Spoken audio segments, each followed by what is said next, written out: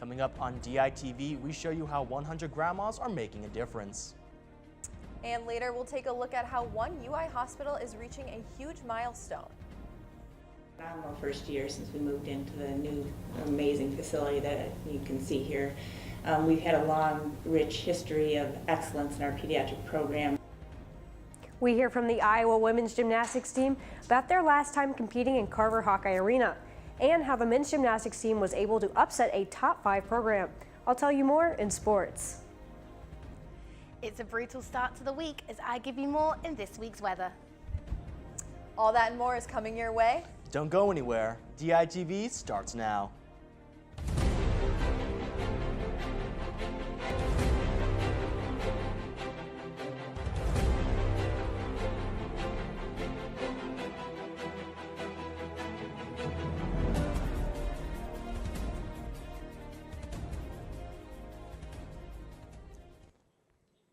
Good morning and thanks for tuning in. I'm Christopher Cervantes. And I'm Alexis Tansey. Last night, a hawk alert was released following a sexual assault report the university received over the weekend. The incident occurred at an East Side residence hall where an unknown person entered at least 2 unlocked rooms. The suspect touched one of the residents inappropriately and fled the scene. Police currently do not have a description of the subject. If you know anything, contact UI Police at 319-335-5022. About 6 months ago, President Donald Trump announced he wanted to work to end DACA. Yesterday marked the original deadline for any sort of action to be taken, yet no decision was made regarding the DACA program. This makes March 23rd the next government funding deadline, a deadline where some lawmakers have suggested to attempt to, the must-pass package of funding bills as a leverage point. Last night at the local senior center, an organization of grandmothers held a lecture to educate the community on climate change. DITV News reporter Samantha Ostwick has more. On Monday night at the Iowa City Senior Center, the 100 Grannies, a passionate group of ladies, held a discussion on climate change, bringing in Professor Jerry Shanur to speak about his research on the issue. I talked about climate change and policy. I tried to show some of the science of climate change and how we know it's a serious problem, what we might be able to do about it, and some policy aspects. Starting at the international level and going all the way down to the local level.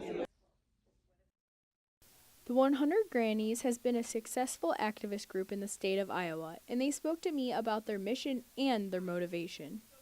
We're concerned about the environment, and we really want clean water, clean air for our grandchildren and future generations. We're thinking ahead what we want to leave for them. Trying for about the last 5-6 years to educate people about plastic. Plastic bags are a big pollution problem, and so we've been trying to get people to use reusable bags instead of plastic bags. From the Iowa City Senior Center, I'm Samantha Ostwick reporting for DITV News. Thanks, Samantha, and sorry for those technical difficulties, everybody. Project Green is celebrating their 50th year anniversary. Project Green is a citizen volunteer nonprofit organization that invests in maintaining public landscapes. Over $2 billion has been donated to the project since 1968. In honor of their 50th anniversary, there will be the Big Grove for Good event at Big Grove Brewery, as well as a garden tour and the annual plant sale at Carver Hawkeye Arena.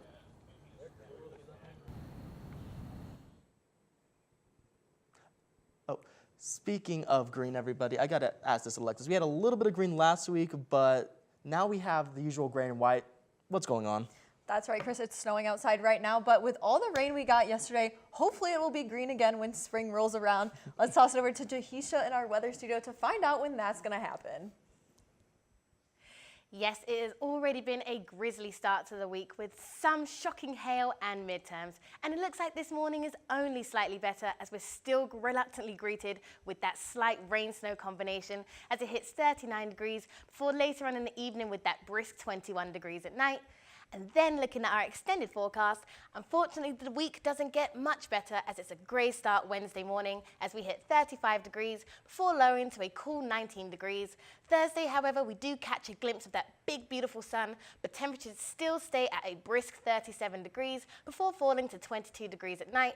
Friday, we are once again met with those snow showers again at a frosty 39 degrees before lowering to about 27. Then, unfortunately, it's a grey start as we head into the weekend right before spring break. Nevertheless, we do see an essence of that slight spring temperatures on Saturday as we hit 46 degrees before falling to the mid-20s. And on Sunday, again, we see that partly cloudy weather with 43 degrees before bowing out with 25 degrees at night. So it's not those spring break temperatures we're hoping for just yet, but I'd rather be chilly now than on holiday. So enjoy the rest of your weekend. Good luck with those midterms, and back to you at the desk. Thanks, Jahisha.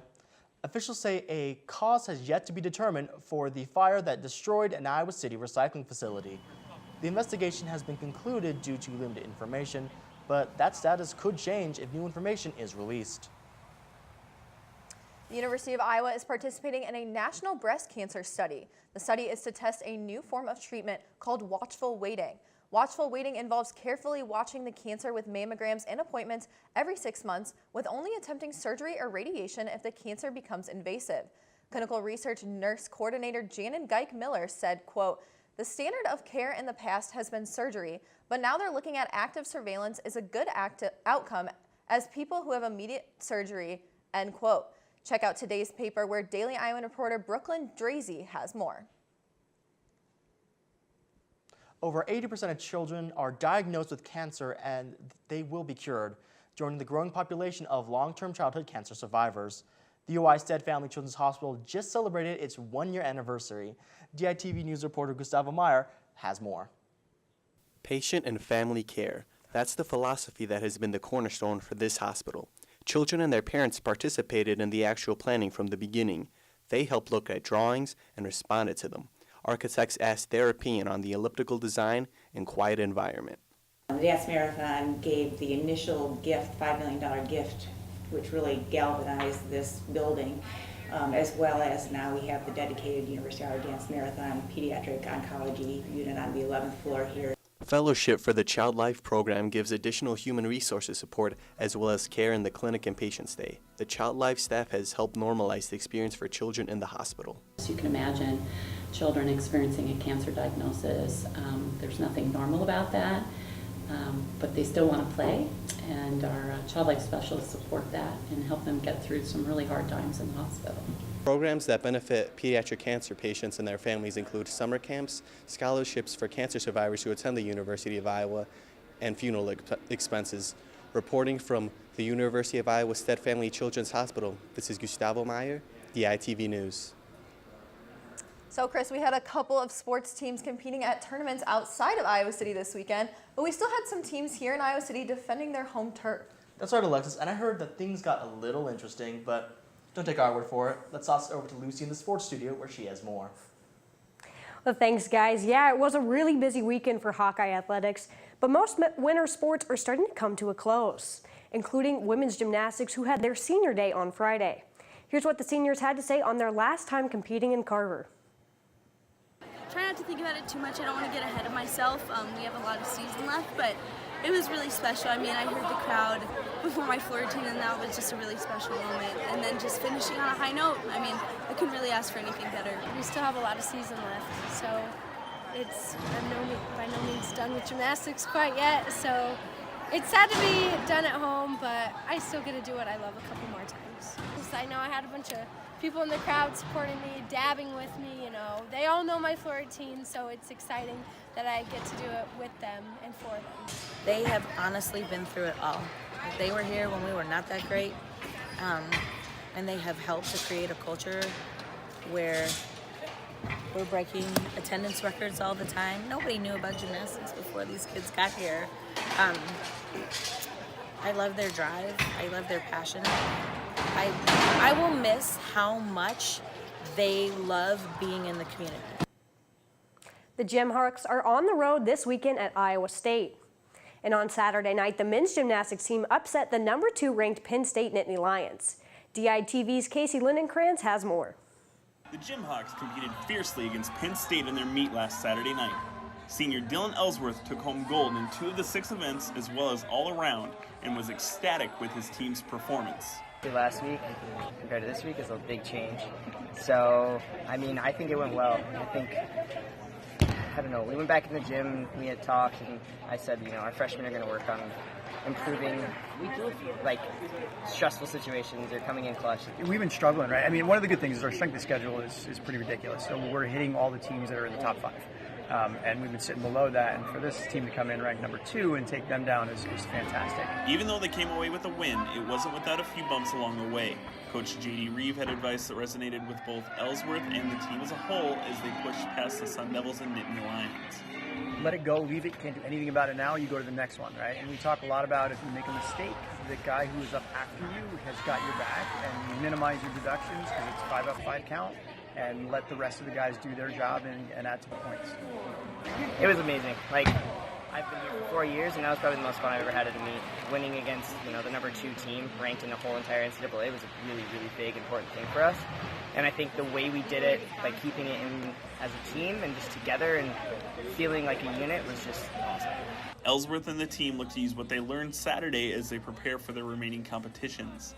Reporting from Carver Hawkeye Arena, this is Casey Lindekrantz, DITV Sports. The team looks to stay focused as they take on 5th-ranked Minnesota and 11th-ranked Air Force this coming Sunday in Carver Hawkeye Arena. And if you're going to be in Iowa City over the break, I suggest heading out there because this team is a blast to watch. But the women's tennis team has won 13 consecutive home sets and is now 7-4 on the season. And one senior is leading the way for the Hawks as they head into Big Ten play. With more is Will Silverstein. The women's tennis team added a few high-ranked recruits to an already solid roster, forcing top players like senior captain Zoe Douglas to take her own game to the next level with new strategies and training.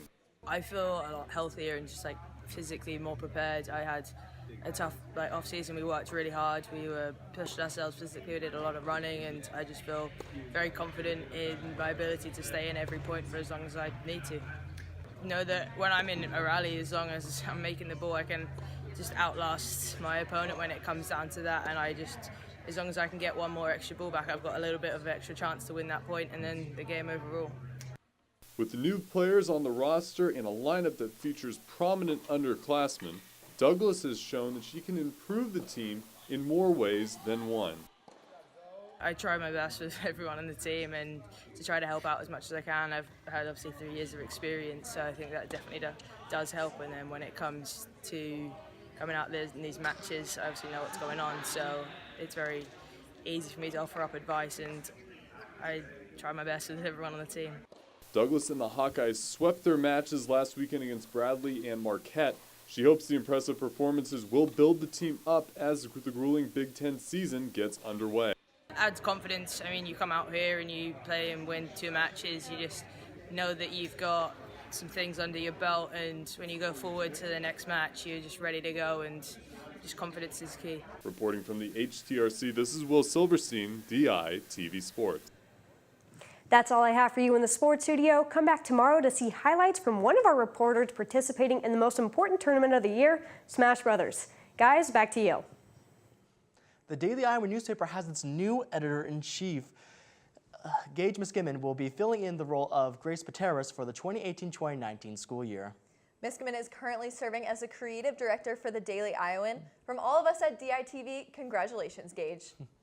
That's all we have for you on this Tuesday edition of DITV. Be sure to check out our website, dailyiowan.com, for all the latest news. And if that isn't enough of the Daily Iowan for you, make sure to check out the print edition on stands now. For DITV, I'm Alexis Tanzi. And I'm Christopher Cervantes. Have a stellar day, Hawkeyes.